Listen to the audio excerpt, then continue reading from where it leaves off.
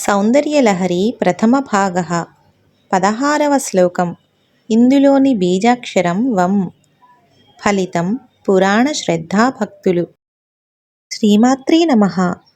కవీంద్రాణాం చేతః కమలవనబాలాతపరుచిం భజంతి ఏ సంతః కతిచిదరుణామేవ భవతీం విరించి ప్రేయస్యాః తరుణతరశృంగారలహరీ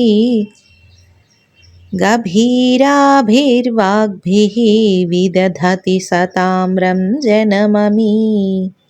భావం: అమ్మవారిని అరుణవర్ణంతో ఉదయించే సూర్యుని కాంతిలా ధ్యానించే మహనీయులు చాలా కొద్దిమందే ఉంటారు. అటువంటి భక్తుల హృదయాలలో ఉన్న కవితా ప్రతిభ వికసిస్తుంది. వారి మాటలు ఎంతో గంభీరంగా, మధురంగా, ఆకర్షణీయంగా ఉంటాయి. అమ్మవారి అనుగ్రహం వల్ల వారి వాక్కు సరస్వతీదేవి యొక్క నూతనమైన శృంగారలహరిలా మధురంగా ప్రవహిస్తుంది. అందువలన వారు పలికే మాటలు కవిత్వం జ్ఞానులను, సజ్జనులను సైతం ఆనందింపచేస్తాయి.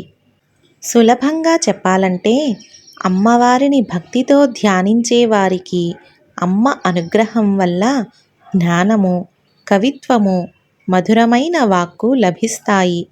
వారి మాటలు వినేవారి హృదయాలను ఆనందింపచేస్తాయి. ఒక్క మాటలో చెప్పాలంటే, అమ్మవారి అనుగ్రహం మధురమైన వాక్కుకు మూలము.